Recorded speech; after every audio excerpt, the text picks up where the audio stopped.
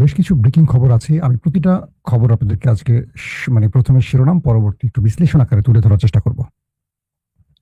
প্রথম যে খবরটি সেটি হলো 20টি বিমান ভর্তি করে ইরানে চীন কি পাঠালো।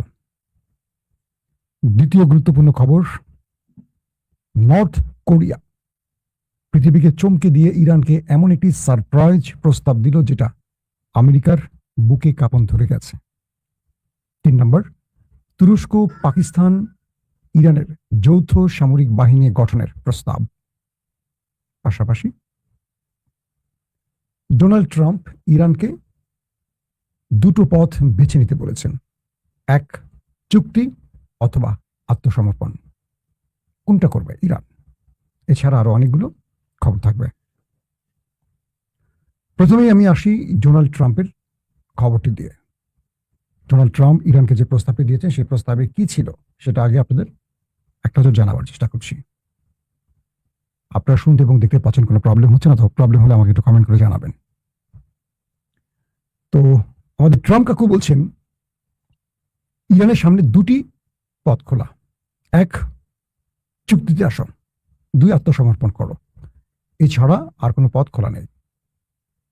মার্কিন প্রেসিডেন্ট ডোনাল্ড ট্রাম্প বলছেন আমরা না চাইলে ইরানের কাছে কিছুই পৌঁছায় না এবং একটি চুক্তি বা পূর্ণ আত্মসমর্পণ সম্পূর্ণ না হলে কিছুই পৌঁছাবে না। মানে পুরো ইরানকে একা করে ফেলবে, নিঃসঙ্গ করে ফেলবে এবং চারদিক থেকে ঘিরে ফেলবে, হয়তো এই কথাটি বা হুমকিটি দিচ্ছেন। এর আগে ট্রাম্প বলেছিলেন ইরানের সঙ্গে একটি চুক্তি আসন্ন এবং সোমবার আলোচনা শুরু হবে। কিন্তু এই ব্যাপারে ইরানের পররাষ্ট্র মন্ত্রণালয়ের মুখপাত্র ইসমাইল বাগাই বলেছেন ওমানের সঙ্গে হরমুজ প্রণালীতে যে নতুন নৌপথ নিয়ে আলোচনা চলছে সেটি হবে একটি একক পথ, যেখানে প্রবেশ ও প্রস্থানের জন্য আলাদা লেন থাকবে। যুক্তরাষ্ট্রের সঙ্গে আলোচনা প্রসঙ্গে বাঘাই বলেন কোনো প্রতিনিধি দল গ্রহণ বা ইরানি প্রতিনিধি দল পাঠানোর পরিকল্পনা নেই। ইসরায়েলের জন্য আজকে আরেকটি দুঃসংবাদ আছে। তার আগে আমেরিকা যে ইরানকে নিয়ে কথাগুলো বলেছে যে আমাদের সাথে ইরানের আলোচনা চলছে, এটাকে নাকচ করে দিয়েছে ইরান, বলছে যে না, আমাদের সাথে কোনো প্রকার আলোচনা হচ্ছে না।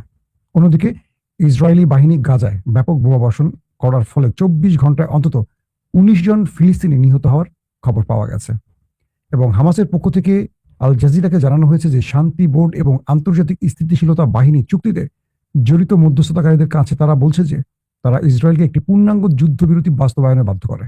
মানে পিস কমিটি আগে যেমন ছিল, এখন শান্তি বোর্ড, তারা দুপক্ষকে শান্ত থাকতে বলছে, কিন্তু এক পক্ষ অ্যাটাক করে মানুষ মারছে, আরেক পক্ষ মার খাচ্ছে। এটা কেমন বিচার আমার মাথায় কাজ করছে না। দর্শক, দ্বিতীয় যে গুরুত্বপূর্ণ খবর সেটি হলো নর্থ কোরিয়া। তারা একটু অবাক করে দিয়েছে। তারা বলছে ইরান যে ঘোষণা দিয়েছে, তারা বা ইরানের মন্ত্রীরা বা ইরানের গুরুত্বপূর্ণ অফিসিয়ালরা বলছেন তাদের জনগণকে 2 বছরের জন্য সবাই প্রস্তুত থাকেন দুর্ভোগ পোহাবার জন্য। অর্থাৎ ইরান আমেরিকার সাথে একটা যুদ্ধে প্রায় 2 বছর লড়তে পারে সেই প্রস্তুতি নিয়ে মাঠে নামছে এবং ইরান বলছে এই 2 বছর আমেরিকা বা শত্রুর সাথে লড়াই করার জন্য মানসিক শক্তির সাথে আমাদের যে বিষয়টি প্রয়োজন সেটি হলো সামরিক শক্তি। আলহামদুলিল্লাহ আমাদের কাছে 2 বছর লড়াই করার মতো অস্ত্র আছে, মানে মিসাইল, ড্রোন, এভরিথিং আছে, যেখানে আমেরিকার 15 দিনের মতো আছে বা 1 মাসের মতো আছে। আমেরিকা 1 মাসে লড়াই করতেই এই হামলাটি করতে চেয়েছিল, আর ইরান বলছে তাদের কাছে 2 বছরের প্রস্তুতি আছে। তাই দেশের জনগণকে বলছে আপনারা 2 বছরের জন্য একটা প্রস্তুতি নেন। এখানে এই সময়টিতে যে দুর্ভোগ হবে সেটা আপনারা মেনে নিতে হবে। এরপর উত্তর কোরিয়া থেকে বলা হয়েছে যে ইরানের যদি কোনো মিসাইল শেষ হয়ে যায়, উত্তর কোরিয়া ইরানকে মিসাইল দিতে প্রস্তুত। অর্থাৎ যখনই ইরানের মিসাইল শেষ হয়ে আসবে, যেন ইরান আমেরিকার সাথে পরাজিত না হয়, ইরানকে বাঁচিয়ে রাখার জন্য বা ইরানকে যুদ্ধে টিকিয়ে রাখার জন্য উত্তর কোরিয়া তার সকল মিসাইল ভান্ডার প্রয়োজনে ইরানকে দিয়ে দেবে। এবং 3টি দেশ ইরানকে আশ্বাস দিয়েছে, একটি চীন, একটি রাশিয়া, একটি উত্তর কোরিয়া। উত্তর কোরিয়ার এই ঘোষণাটা আমেরিকার জন্য খুব কঠিন হয়ে গেছে, কারণ আমেরিকা ইরানের মিসাইল ভান্ডার সম্পর্কে কোনো তথ্য জানে না। সাম্প্রতিক সময় সিআইএ কে প্রেসিডেন্ট ট্রাম্প জিজ্ঞেস করছিলেন যে ইরানের ভেতরে কি পরিমাণ মিসাইল এবং ড্রোন আছে। সিআই সঠিক তথ্য দিতে পারেনি। তারা এই জন্য দুঃখ প্রকাশ করে বা প্রেসিডেন্টের কাছে বলেছেন যে আমরা এখন পর্যন্ত ইরানের মিসাইল বা ড্রোন কত আছে এটা সঠিক পরিসংখ্যান আমাদের কাছে নাই। কারণ ইরান, আমাদের যে তথ্য ছিল সেই তথ্যের বাইরেও ইরানের কাছে বিশাল বিশাল মিসাইল ভান্ডার রয়েছে, যেটা মার্কিন কোনো তথ্যে হিসেবে নেই। পাশাপাশি মোসাদ প্রধানকে তার দেশটির অর্থাৎ নেতানিয়াহুর পক্ষ থেকে একটু শাসানো হয়েছে, এমন কিছু তথ্য আরবের আউটলেটে আসছে। সেটা কি, মোসাদের প্রধানকে বলা হয়েছিল, সিআইএ প্রধানকে বলা হয়েছিল মুস্তফা খামেনির অবস্থানটা দ্রুত জেনে ব্যবস্থা নিতে। কিন্তু অবাক করার বিষয় হলো, এখন পর্যন্ত মুস্তফা খামেনির কোনো অবস্থান এই দুটো শক্তিশালী উন্নত প্রযুক্তির দেশ ইসরায়েল এবং আমেরিকা কোনো তথ্য উপাত্ত বের করতে পারেনি যে মুস্তফা খামেনি কোথায় আছে, আদৌ বেঁচে আছে না মরে গেছে বা কোথায় আছে।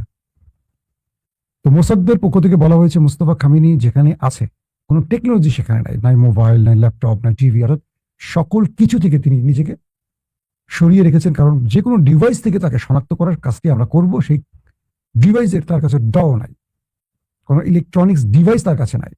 এবং তিনি নিজেকে এমনভাবে রাখছেন যে তিনি নির্দিষ্ট কয়েকজন লোকের মধ্যে সীমাবদ্ধ থাকেন এবং তার সাথে যাদের আসা যাওয়া বা আনাগোনা তাদের সম্পর্কেও ইরানের গুরুত্বপূর্ণ অফিসিয়ালরা জানেন না যে তিনি তার কাছে কারা কারা যান বাকি। কারণ এর আগেও আলী খামেনি হত্যার পর ইরানের গুরুত্বপূর্ণ সামরিক অফিসার, গোয়েন্দা প্রধান, বিমান বাহিনী, নৌবাহিনী যে বাহিনীগুলো আছে তাদের প্রত্যেকটা প্রধানই আক্রান্ত হয়েছে, অনেকে মারাও গেছে।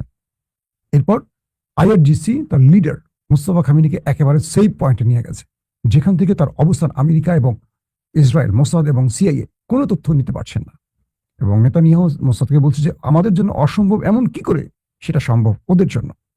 মোসাদ বলছে আমাদের সর্বোচ্চ চেষ্টা করে আমরা তার কোনো তথ্য নিতে পারছি না।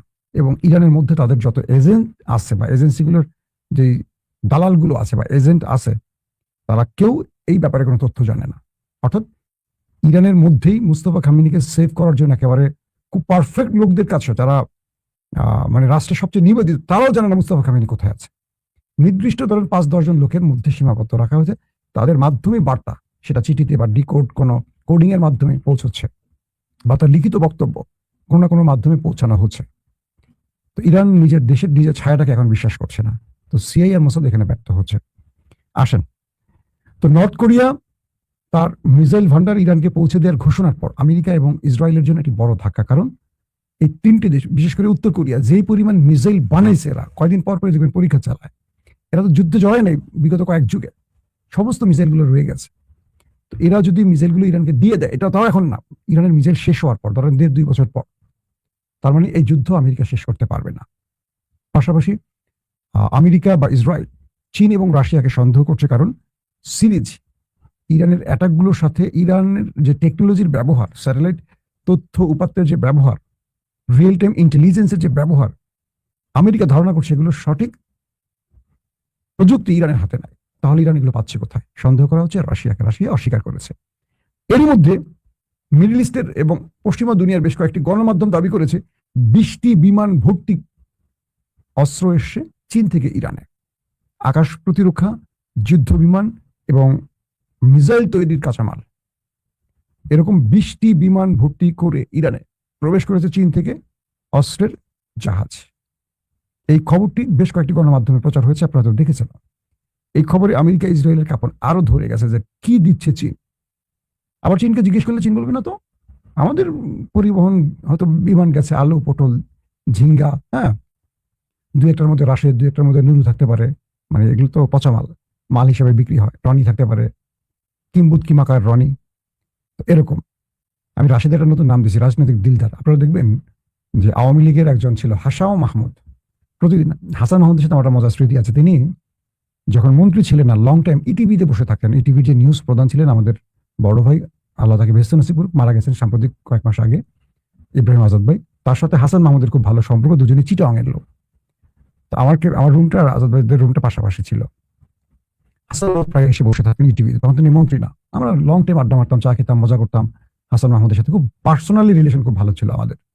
তো ম্যাক্সিমামে আমাদের টিভিতে টকশো করতো, টকশো ছাড়াও এসে বসে থাকতো, কোনো কাজ না, কি করবে? রাজনীতির লোকদের তো ধাঁধাটা হলো, রাজনীতিটা হলো তাদের ব্যবসা।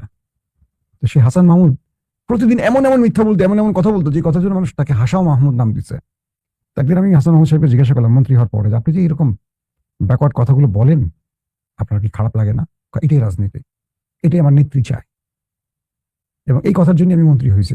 মানে ভয়ঙ্কর না বিষয়টা? একটা সভ্য দেশে কি অসভ্য টাইপের কথাবার্তা, মিথ্যা কথা, কুৎসিত কথার জন্য মন্ত্রী হয়? আজকে বিএনপির এরকম একটা লোক নিয়োগ দিছে, রাশেদ, গণ অধিকারের পেট মোটা রাশেদ। মানে এটা রাজনীতিবিদ, চিন্তা করেন, একটা দল বিএনপি যার রাজনৈতিক উপদেষ্টা হয় গণ অধিকারের একটা 2 টাকার লোক, যে যাকে টাকা দিলে বিক্রি হয়ে যায়। আমি হাসি যে আল্লাহ, তুমি বিএনপির এত বিপদে ফেলাইছো যে বাইরের লোক ভাড়া করতে হয়, দলটা যোগ্য লোক নাই। এই রাজনৈতিক দিলদার দেখবেন এখন এক একদিন একটা বলে হাসনাত সার্জিসের কোনো অবদান নাই, এর আওয়ামী লীগের লোক ছিল, গণ অভ্যুত্থানে নাকি এদের কোনো অবদান নেই, সব অবদান রাশেদের। মানে এই লোকগুলোকে বিএনপি নিয়ে আসলে কেন? এদেরকে পচানো শেষ হয়ে যাবে, আর বিরোধী দলকে বিরক্ত করার জন্য, মানে ঘৃণাটা যেন বিএনপির প্রতি না আসে, সবাই যেন রাশেদের ঘৃণা করে। যেমন ইনু মেননদের মানুষ ঘৃণা করতো না, এরকম রাশেদের কথা হলে আমাকে ঘৃণা করুক, যাই করুক, আমি তো 2 টাকা পাচ্ছি, আমার তো 2 টাকা দরকার, ফকিনের বলা 2 টাকা পেলে যেমন খুশি, এরকম। জান, এটা নিয়ে আমার বড় আলোচনা নাই। তো এই যে 20টা জাহাজ ভর্তি করে কি এলো, এটা নিয়েও আমেরিকার মোটামুটি কাঁপন ধরে গেছে। দর্শক, তুরস্ক এবং ইরানের মধ্যে একটা আলোচনা হয়েছে।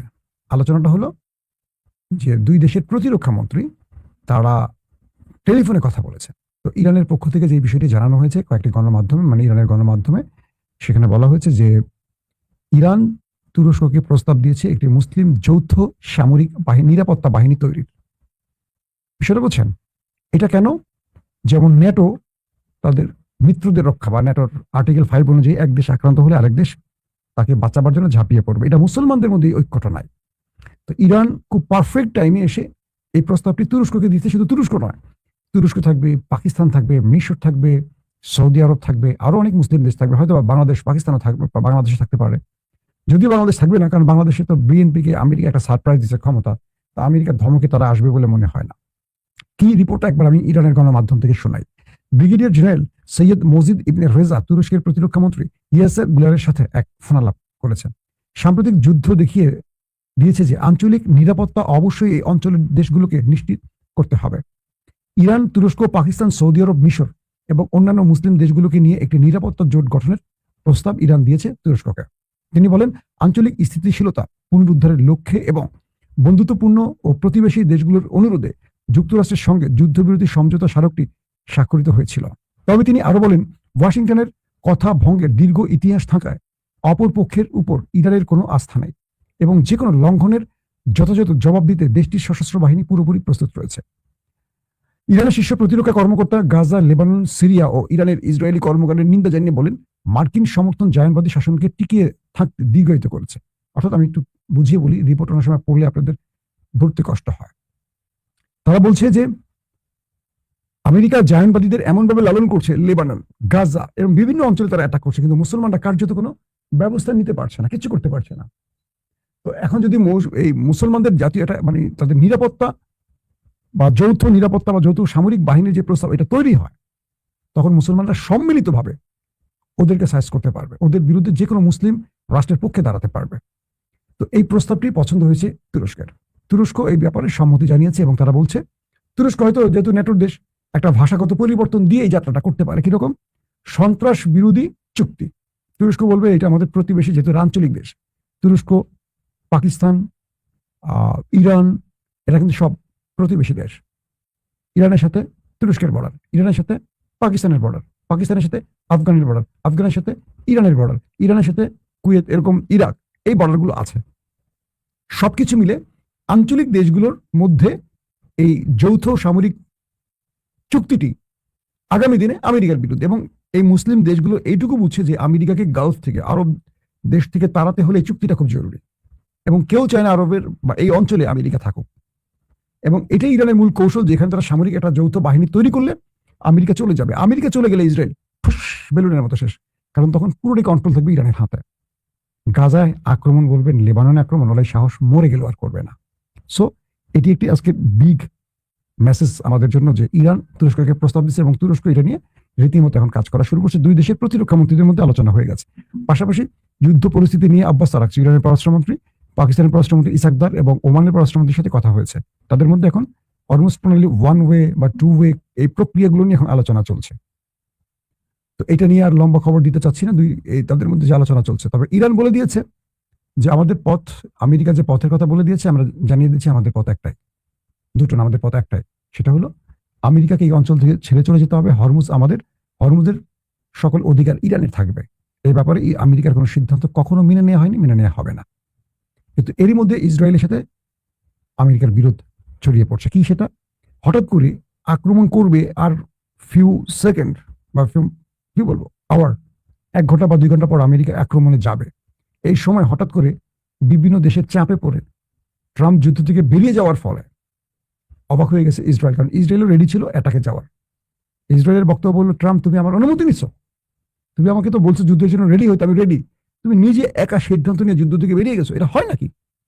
এখন ইসরায়েলের স্বপ্ন ভঙ্গ হয়ে গেছে। ইসরায়েল যে কোনো ভাবে আমেরিকাকে দিয়ে ইরানকে শেষ করতে চায়, নিজে তো পারে না আমেরিকাকে দিয়ে, কিন্তু আমেরিকা বারবারই মাইনকে চিবায় পরে আটকে যায়। কেচকির মধ্যে ট্রাম্পের টুটু আটকে গেছে আর কি, টুটু।